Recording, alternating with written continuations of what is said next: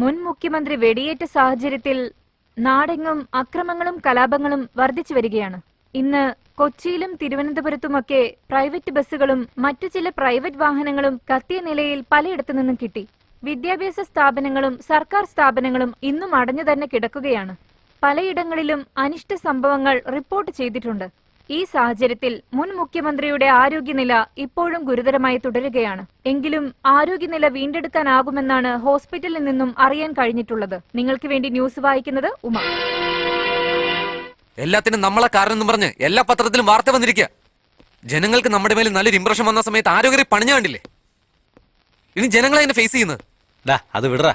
തമിഴ് മകനെതിരായിട്ടല്ലേ നമ്മൾ ഇലക്ഷനിലേക്ക് വന്നേ. അവനില്ലാതായ പിന്നെ നമുക്ക് എന്തിനാണ് ഈ ഇലക്ഷനും ഓട്ടൊക്കെ? നീ എന്തൊക്കെയാ സംസാരിക്കുന്നത് മനസ്സിലായോ? ഇപ്പം മരിച്ചു പോയാലേ അവന്റെ കുറ്റകൃത്യങ്ങൾ പുറത്തു വരില്ല. അവനോട് സെന്റിമെന്റ്സേ വരുള്ളൂ. എന്നിട്ട് ആ സെന്റിമെന്റ്സ് കാണിച്ച് വേറെ പല ഫ്രോഡുകളിനെ അധികാരം പിടിക്കും. ആരാണ് രാജ്യദ്രോഹി? അവൻ പുണ്യാളനായി ബസ് സ്റ്റാൻഡിലോ റെയിൽവേ സ്റ്റേഷനിലോ പ്രതിമയായിട്ട് നിൽക്കും. അതാണ് ഈ നാടിന്റെ തലയിലെത്തുന്ന വെച്ചാൽ പിന്നെ മാറ്റാൻ സാധിക്കുമോ? ഇലക്ഷൻ തീരണവരെ നോക്കാം. ഇനി ആ കള്ളച്ചാര ഉണ്ടാക്കുന്നതിന് കഞ്ചാവ് കൊടുത്തതിനൊക്കെ രാഷ്ട്രീയത്തിലേക്ക് വന്നാ തമിഴ് മകനെ ഷൂട്ട് ചെയ്തതുപോലെ ഒരു AK-47 എടുത്ത് എല്ലാവരും ഷൂട്ട് ചെയ്തിട്ട് നമുക്ക് ജയിലിലേക്ക് പോകുന്ന നല്ലത്. എന്താ പറഞ്ഞേ?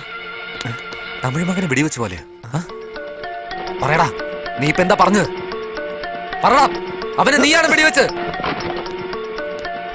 പറയടാ.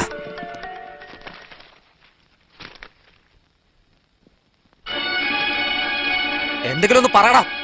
നീ എന്തിനാ അങ്ങനെ ചെയ്തെന്ന് പറ. ഒന്നും മിണ്ടായിരിക്കടാ. ഭ്രാന്ത് പിടിച്ചത് എനിക്കാണോ നിനക്കാണോ 5 മിനിറ്റ് ഞാൻ മനസ്സിലാക്കി തരാം. നാളെ 4 മണിക്ക് കലാശക്കൊട്ട് തീരാ. കലാശക്കൊട്ട് തീരുന്നതിന് 15 മിനിറ്റ് മുന്നേ, അതായത് കറക്റ്റ് 3:45 മണിക്ക് നിങ്ങളൊരു വലിയ ജനക്കൂട്ടം അറേഞ്ച് ചെയ്യും. ആ ജനക്കൂട്ടം ഏത് കക്ഷിയിൽപ്പെട്ടവരായാലും ഈ നാടിന്റെ തലയിലെടുത്ത് മാറ്റാൻ പോകുന്ന ജനക്കൂട്ടമാണ്. തലയിലെടുത്ത് മാറ്റാൻ പോകുന്ന ജനക്കൂട്ടം എല്ലാവരെയും അനൗൺസ് ചെയ്തുകൊണ്ടേ ഇരിക്കേ. ഒരേ ഒരുത്തൻ ഈ നാട്ടുകാരെല്ലാവരെയും പറ്റിച്ചുകൊണ്ടിരിക്കുകയാണെന്ന് ജനങ്ങൾക്ക് മുന്നിൽ ഞാൻ മനസ്സിലാക്കി കൊടുക്കാം. നിങ്ങൾക്കൊന്നും മനസ്സിലായില്ലല്ലോ. ഇത് നോക്ക്, തമിഴ് മകന് വെടിയേറ്റ സമയത്തുള്ള ഫോട്ടോ. വലത് സൈഡിലാണ് വെടിയേറ്റിരിക്കുന്നത്. ഇതിപ്പോ ഹോസ്പിറ്റലിൽ ഇരിക്കുന്ന ഫോട്ടോയാ. ഇതിലിപ്പോ ഇടതുവശത്തെ കെട്ടിരിക്കുന്നത്. വെടിയേറ്റത് വലതുവശമാണെങ്കിൽ കെട്ടിവെച്ചിരിക്കുന്നത് ഇടതുവശത്താണല്ലോ.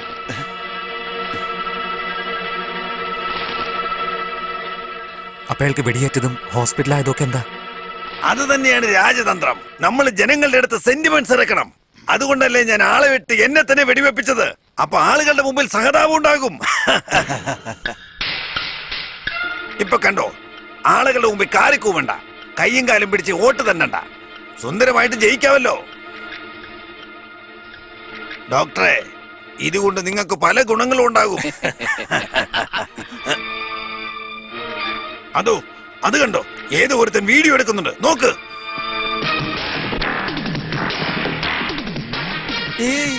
ഇതിലൊരു കേസിട്ടുണ്ട്, ഒന്ന് നോക്കിക്കോളേ.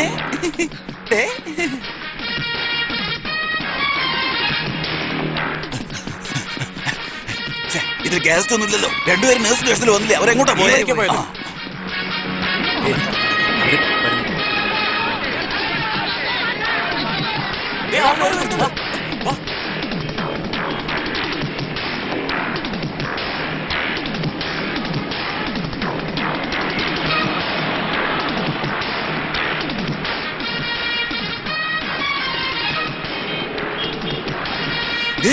ചിട്ടിയാരെന്താ അവന്റെ അപ്പനായ പിടിക്ക്.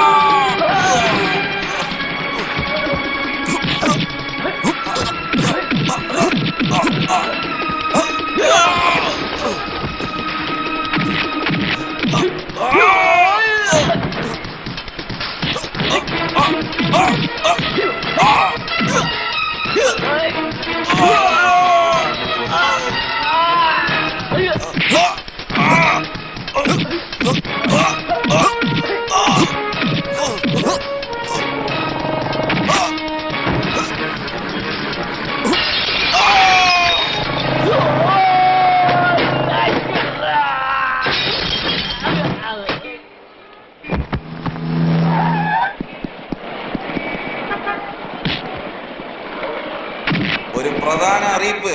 ഇന്ന് വൈകുന്നേരം 3:45 നമ്മുടെ രാജ്യത്തിന്റെ ഭാവി നിശ്ചയിക്കുന്ന വളരെ പ്രധാനപ്പെട്ട ഒരു സമ്മേളനം നടക്കാൻ പോവുകയാണ്. എല്ലാ ജനങ്ങളും അതിൽ തീർച്ചയായും പങ്കെടുത്ത് എല്ലാ അനുഗ്രഹങ്ങളും തരണം.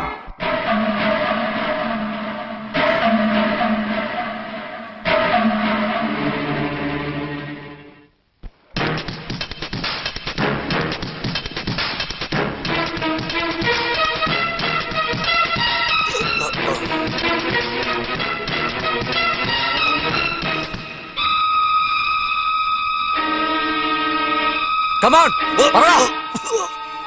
പറയേ.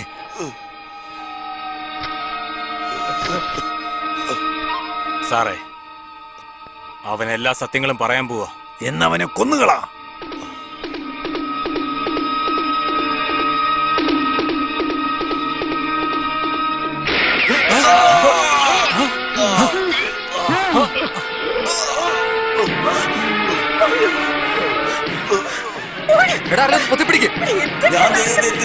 ഞാൻ തന്നെ അനുഭവിച്ചോളാം. ആ തമിഴ് മകനെ നിങ്ങൾ വിശ്വസിക്കില്ലേ? ഞാനും അവരും ചെയ്ത് എത്രയോ തെറ്റുകൾ ചെയ്തിട്ടുണ്ട്.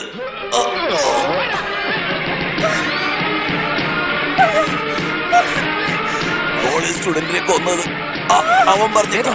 കൊല ചെയ്തത് വിദ്യയും അവൻ പറഞ്ഞിട്ടാ. ഞാൻ റേപ്പ് ചെയ്ത്.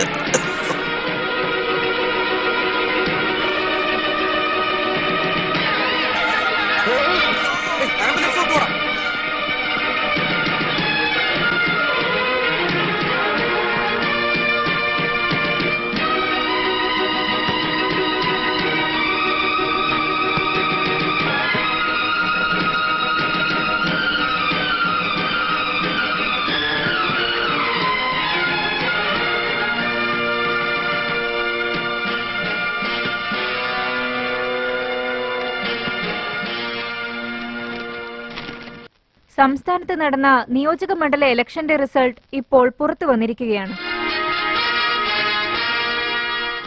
കൊല്ലം പത്തനാപുരത്ത് മത്സരിച്ച മുൻ മുഖ്യമന്ത്രി അദ്ദേഹത്തിന്റെ എതിർ സ്ഥാനാർത്ഥിയായിരുന്ന സത്യമൂർത്തിയേക്കാൾ കുറഞ്ഞത് 30,000 വോട്ടുകൾക്ക് പരാജയപ്പെട്ടതായി അറിയാൻ കഴിഞ്ഞു.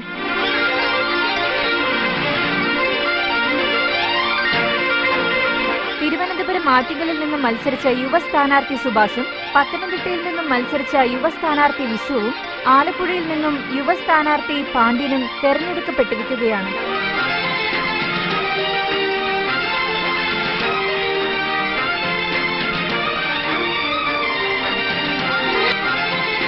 ഇപ്പോൾ തെരഞ്ഞെടുപ്പ് നടന്ന എല്ലാ നിയോജക മണ്ഡലങ്ങളിലും പീപ്പിൾസ് പാർട്ടി സ്ഥാനാർത്ഥികൾ 175ഓളം വോട്ടുകളിൽ മുന്നിട്ട് നിൽക്കുന്നു. സത്യമൂർത്തിയുടെ നേതൃത്വത്തിൽ 8 പേരുള്ള മന്ത്രിസഭ നാളെ ടൗൺ ഹാളിൽ ലളിതമായ ചടങ്ങുകളോടെ സത്യപ്രതിജ്ഞ ചെയ്യുന്നു. കലാ സാംസ്കാരിക മന്ത്രിയായിട്ട് പദവി ഏറ്റെടുക്കുന്ന ഞാൻ നിയമം വഴങ്ങിയും എന്റെ മനസാക്ഷിക്ക് വഴങ്ങിയും ജോലി ചെയ്യുള്ളൂന്ന് ഞാൻ സത്യം ചെയ്യുന്നു. വ്യവസായ മന്ത്രിയായി ചുമതലയേക്കുന്ന ഞാൻ നിയമത്തിനും എന്റെ മനസാക്ഷിക്ക് അനുസൃതമായി കടമ ചെയ്യുമെന്ന് ഞാൻ സത്യപ്രതിജ്ഞ ചെയ്യുന്നു. നീതി നടപ്പാക്കുന്നതിന് വേണ്ടി എല്ലാ കഴിവുകളും വിനിയോഗിക്കുന്നതാണ്. ഗതാഗത മന്ത്രിയായിട്ട് പദവി ഏറ്റെടുക്കുന്ന ഞാൻ നിയമം വഴി വിദ്യാർത്ഥി ഐക്യം വിജയിക്കട്ടെ, വിജയിക്കട്ടെ, ഐക്യം വിജയിക്കട്ടെ, വിജയിക്കട്ടെ, ഐക്യം വിദ്യാർത്ഥി ഐക്യം വിജയിക്കട്ടെ, വിജയിക്കട്ടെ. ഇന്ന് രാഷ്ട്രീയം ഈ അവസ്ഥയിലായിരിക്കുന്നതിന് കാരണം ഇതിനു മുൻപ് ഭരിച്ചിരുന്ന മന്ത്രിമാരും അവരുടെ അഴിമതി നിറഞ്ഞ ഭരണവുമാണ്. ഇനി രാഷ്ട്രീയ നേതാക്കളും മറ്റ് പദവിയിലിരിക്കുന്നവരും പങ്കെടുക്കുന്ന ചടങ്ങുകൾ വളരെ ലളിതമായി തന്നെ നടത്തപ്പെടുന്നതാണ്. അതുമൂലം ലാഭിച്ചെടുക്കുന്ന ധനം ഉപയോഗിച്ച് സംസ്ഥാനത്തെ നല്ല കാര്യങ്ങൾക്കായി അത് വിനിയോഗിക്കാൻ പോവുകയാണ്. മന്ത്രിമാരുടെ പുറത്ത് ബന്ദോബസ്ത്, പുറത്തേക്കിറങ്ങിയ പോലീസ് എസ്കോർട്ട്, മുൻപിലെ കാറ്, പുറകിലെ കാറ്, ഇതൊന്നുമില്ലാതെ എല്ലാ മന്ത്രിമാരും ഒരു സാധാരണ പൗരനെ പോലെയാണ് ഇനി സഞ്ചരിക്കാൻ പോവുക. IAS എടുത്തവരും MBBS എടുത്തവരും ഒക്കെ 5000 രൂപ സമ്പാദിക്കാൻ കഷ്ടപ്പെടുകയാണ്. അപ്പോഴാണ് ഉപ്പ് പോലും ഇടാൻ അറിയാത്ത ആൾക്കാര് 500 കോടി 1000 കോടിയൊക്കെ സമ്പാദിച്ചു വെച്ചിരിക്കുന്നത്. മുൻ മന്ത്രിസഭയ്ക്കെതിരെ വിചാരണ കമ്മീഷനെ നിയമിച്ചുകൊണ്ട് അവർ അനധികൃതമായി സമ്പാദിച്ച പണത്തെ ഗവൺമെന്റ് തന്നെ പിടിച്ചെടുത്ത് ആ ധനവും നല്ല കാര്യങ്ങൾക്ക് വേണ്ടി വിനിയോഗിക്കാൻ പോവുകയാണ്. ഇത് ഖജനാവ് കട്ടമുടിക്കുകയാണ്. അല്ല, ജനങ്ങളുടെ ഇന്ന് കൊള്ളയടിച്ച പണം നമ്മൾ ജനങ്ങൾക്ക് തിരികെ കൊടുക്കുകയാണ്. അങ്ങനെ ചെയ്താലേ ഇനി അഴിമതി കാണിക്കുന്നവർക്ക് ഭയമുണ്ടാവുകയുള്ളൂ.